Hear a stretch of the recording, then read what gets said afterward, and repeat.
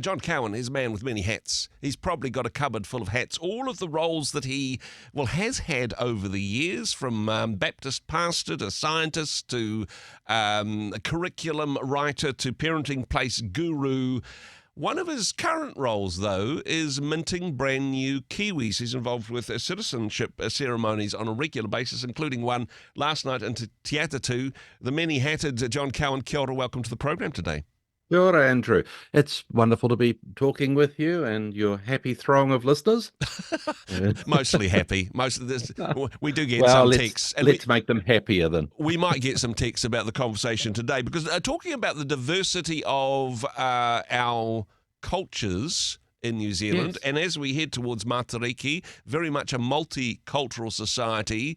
And, partly in thanks to you, a whole bunch of more brand new Kiwis adding to the diversity from last night. Absolutely. It's been a while since I worked at the parenting place. You did mention that I worked for them, but I Yep. remember one of the key messages that I really liked and shared when I could was discover the uniqueness of each child. Don't try and make every child the same. I Yep. can remember one family at a church I was at where they'd dress every child identically, and they'd come in looking like the Osmonds or something, Or worse. all in their little family uniform, and they didn't look happy. I think that when a child is presented to you when they are born, Yep. it's like you've been handed a packet of seeds, but all the labels have washed off, Oh. and so you don't really know for a while what you've actually got there. Mhm. So you love them and tend them and plant them. I'm talking about the seed analogy here now. Yeah, exactly. Not so much babies. You don't Don't bury them. And No. then after a while, you see what you've got. Mhm. Hooray! I've got a cabbage. And again, I'm talking about the Cabbage I'm Patch talking Kids, about perhaps. the gardening analogy. Exactly, yeah. Or a dahlia or a pea plant or Yeah. whatever. No, that's And cool. as you start to identify the uniqueness of the plant that you've got, you tailor your nurturing and gardening. And it's the same with parenting.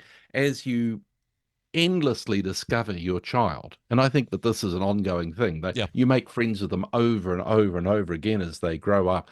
You tailor your parenting to suit, just like a gardener would tend his different crops differently. Mhm. And of course, you love them equally, but your love and care is different for each one. You take into account their maturity, their personality, their strengths, and so on. So you don't try and eliminate their uniqueness, you work with it. Some seed need And more tending and care, some need more manure, actually.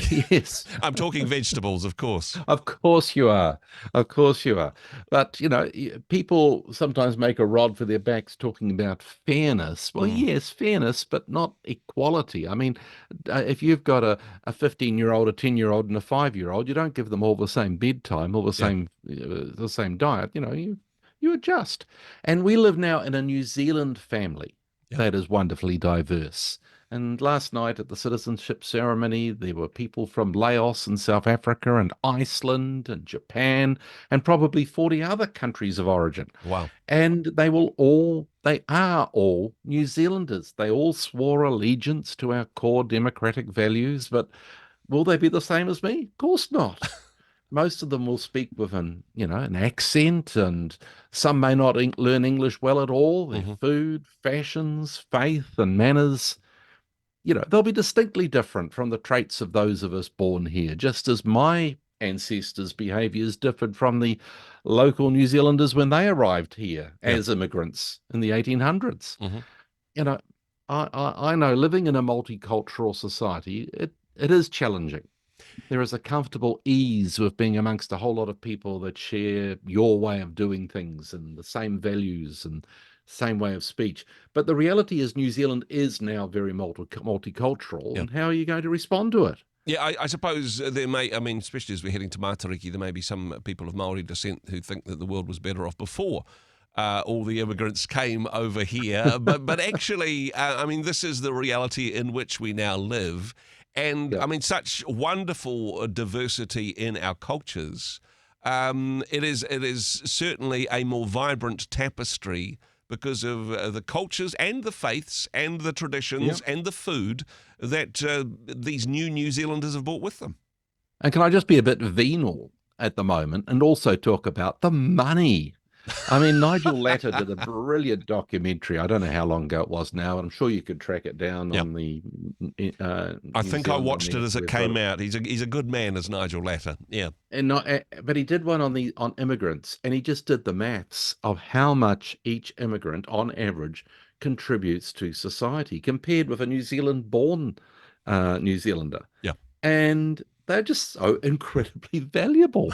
All of them are bringing such a lot to the country. Our New Zealand economy would just crumble. I certainly wouldn't be getting my superannuation if it Yeah. wasn't for And this you wouldn't get lovely flood of, you wouldn't yeah. get the gig for the citizen ceremonies either. But yeah, that's a Well, little bit they'd be specific. very short ceremonies, I can tell you that Exactly. if there weren't any there. But I'm just saying that New Zealand family is so much richer for having all these brothers and sisters, and I don't just mean financially. Hmm. By all means, cherish. This is one of the things that people sometimes feel as if having these different cultures is in somehow a threat to your culture. Yeah. By all means, cherish your own culture and heritage, if it's whatever it may be, Scottish, British heritage, or 5 generations of Kiwi, or whatever Yeah. you think of as your own culture.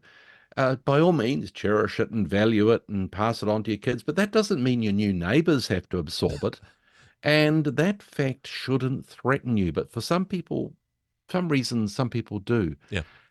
Can I just ask you to think back? Can you remember your first Italian meal or Thai meal or Chinese meal? Oh yeah. I No, I can't. can I just say it was Owakuni. It was the 70s, and it was greasy and delicious. Well, I can remember being with my parents as they had Chinese food for the first time. Okay. Only time I think I ever saw them eat Chinese food. It probably wasn't a thrilling experience for them. It was a bit of a challenge. Yeah.